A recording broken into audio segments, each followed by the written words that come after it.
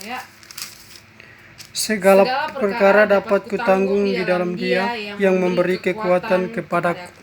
Ya, sekali lagi saya baca, segala perkara dapat kutanggung di dalam Dia yang memberi kekuatan kepadaku. Ini ditulis oleh Paulus saat dia mengirimkan surat kepada jemaat Filipi.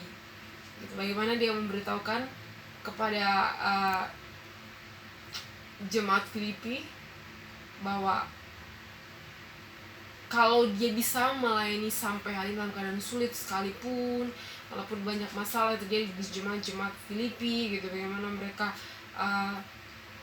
tergoda dengan berbagai macam yang membuat mereka goyah dalam pelayanan mereka. Tapi Paulus mau mengatakan bahwa bukan manusia yang menguatkan kita dalam pelayanan, tapi Tuhan Yesus yang memberikan kita kekuatan. Dan luar biasanya di ayat 13 ini adalah, kalau kita lihat dari ayat sebelumnya, itu adalah Paulus mengatakan bahwa dari kata ini, segala perkara, gitu ya.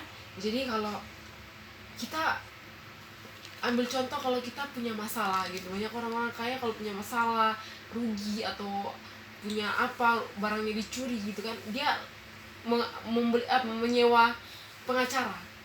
Tapi pengacara cuma bisa membereskan satu masalahnya, itu pun harus dibayar pengacara dengan mahal. Satu perkara selesai, masalah datang lagi, satu perkara selesai, masalah datang lagi. Tapi Paulus katakan bahwa di dalam Tuhan bukan satu perkara, tapi segala perkara. Segala perkara, nanti perkara kecil, perkara besar itu sama-sama Tuhan gitu. Dan kita yang anak Tuhan ini berpikir bahwa perkara besar baru, perkara kecil ya nanti lah gitu. Tapi perkara kecil pun Tuhan perhatikan, karena segala perkara apa gitu, perkara makan, perkara minum. Seperti di Injil Matius dikatakan bahwa orang yang mengkhawatirkan makanan, minuman itu adalah orang yang tidak mengenal Tuhan. Tapi orang mengenal Tuhan adalah dia percaya bahwa bukan kita yang membuat kita ada sampai hari, tapi Tuhan yang membuat kita ada sampai hari ini. Jadi segala perkara itu gak usah khawatir. Kita seperti kita mahasiswa, so apa perkaranya? Perkaranya paling apa? Kalau di kos, makan, minum. Kalau di kampus itu apa, masalah biaya SKS, biaya ini, beli buku, fotokopi gitu segala macam. Tapi di sini sudah dikatakan segala perkara. Apalagi kalau kita dipanggil dari jauh, dari kampung kita, dari pedalaman bisa sampai ke Jakarta, berarti itu karena Tuhan sudah menyertai.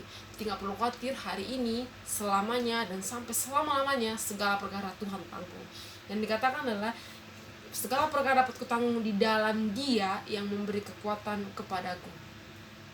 Segala perkara tadi bisa kita tanggung, tapi satu kuncinya adalah kita harus tinggal di dalam Tuhan, karena Tuhan yang beri kekuatan kepada kita. Dan kekuatan yang diberikan Tuhan beda dengan kekuatan yang diberikan dunia. Itu kekuatan yang diberikan dunia itu akan menyombongkan diri kita. Kekuatan yang dunia itu adalah karena kekaya, karena kita punya kuasa. Itu yang dunia bilang baru kekuatan. Tuhan Yesus bilang bahwa bukan kita yang memberikan kekuatan kepada diri kita sendiri, tapi Tuhan Yesus yang memberikan kita kekuatan. Amin. Amin.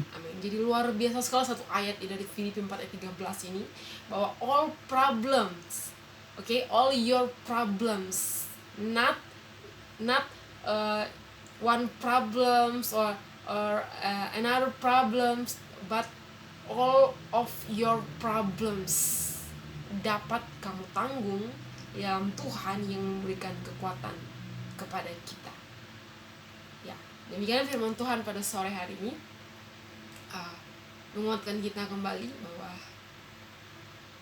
dunia bisa semakin jahat, keadaan semakin sulit, semua sulit. Bahkan hari-hari ini kalau kita melihat berita atau apapun, banyak orang yang sudah mulai takut. Negara-negara yang berkuasa sudah mulai hancur dalam ekonomi. Mereka sudah banyak kalian di PHK, pengusaha yang berpikir bahwa mereka penguasa ternyata nol. Ternyata mereka juga sudah mengalami kerugian dalam ekonomi mereka karena virus corona. Tapi kalau kita anak-anak Tuhan sampai hari masih sehat, masih dilindungi, masih sukacita, itu berarti karena segala perkara dapat ditanggung asalkan kita hidup dalam Tuhan. Terima kasih, Tuhan Yesus berkati.